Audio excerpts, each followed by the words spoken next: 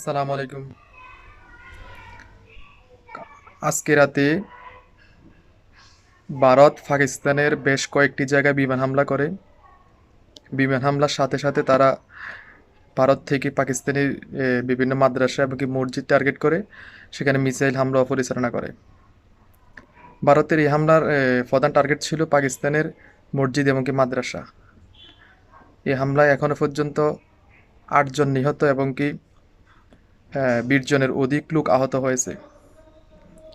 ভারত পাকিস্তানি হামলার অপারেশনের নাম দিয়েছে অপারেশন সিঁদুর। অপারেশন সিঁদুরের মাধ্যমে ভারত এবং কি পাকিস্তান আহ, মানে যুদ্ধের মধ্যে জড়িয়ে গেল। ভারত গত 22শে এপ্রিল ভারতের পেহেলগামে যে হামলার ঘটনা ঘটে, এই হামলাতে প্রায় 26 জন লোক মারা যায়। ভারত একতরফাভাবে এই হামলার জন্য পাকিস্তানকে দায়ী করে। যদিও এই হামলার পিছনে পাকিস্তানের কতটুকু জড়িত থাকার প্রমাণ আছে ভারতের কাছে, তা সম্পর্কে পাকিস্তান নিজেও সন্দিহান এবং কি পাকিস্তানের জনগণও সন্দিহান। অবশ্য পাকিস্তানের সরকার বলেছিল যে কাশ্মীরে যে হামলা হয়েছে এই হামলা যদি তদন্ত হয় তাহলে তদন্তে তারা সহায়তা করতে প্রস্তুত, কিন্তু ভারত কোনো ধরনের তদন্ত না করে এই হামলার জন্য পাকিস্তানকে দায়ী করে। এই হামলার পরে ভারত পাকিস্তানে যে সমস্ত নদীগুলো ছিল ওই সমস্ত নদীর উৎপস্থিতল ছিল ভারত একতরফাভাবে পানি চুক্তি স্থগিত করে এবং কি পাকিস্তানে পানি আসা বন্ধ করে দেয়। তার মধ্যে অন্যতম নদী হচ্ছে যায় সিন্ধু নদ। এই সিন্ধু নদের পানি চুক্তির জন্য 1960 সালে ভারত পাকিস্তানের মধ্যে বিশ্বব্যাংকের মধ্যস্থতায় চুক্তি স্বাক্ষরিত হয়। এই চুক্তির ফলে এত বছর পর্যন্ত সিন্ধু নদীতে পানি প্রবাহিত হয়ে আসছিল।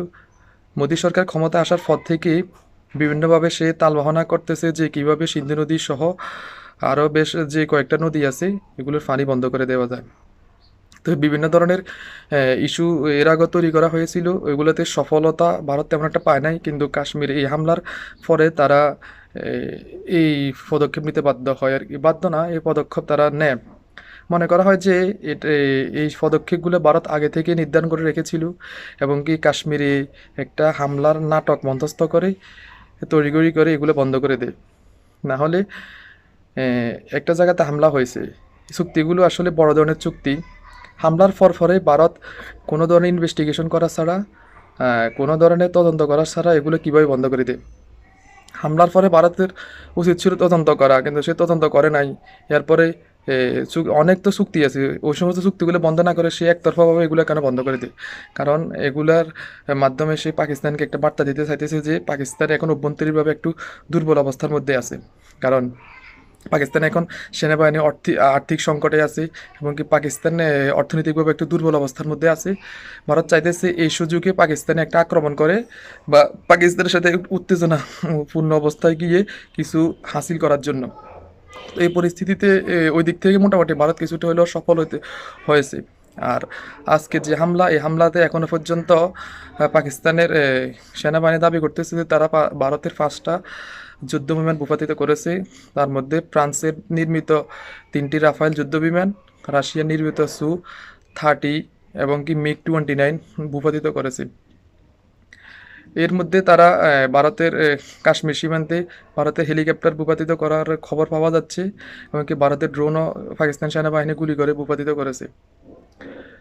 নিয়ন্ত্রণ রেখা বরাবর কাশ্মীরের উভয় দেশের সেনাবাহিনীর মধ্যে ব্যাপক ধরনের গোলাগুলি হচ্ছে। পাকিস্তান ভারতের অভ্যন্তরে বিভিন্ন হামলা চালিয়েছে। এখনও পর্যন্ত উভয় দেশের পাল্টাপাল্টি হামলায় কী পরিমাণ ক্ষয়ক্ষতি হয়েছে তার কোনো সুনির্দিষ্ট ধারণা পাওয়া যায়নি।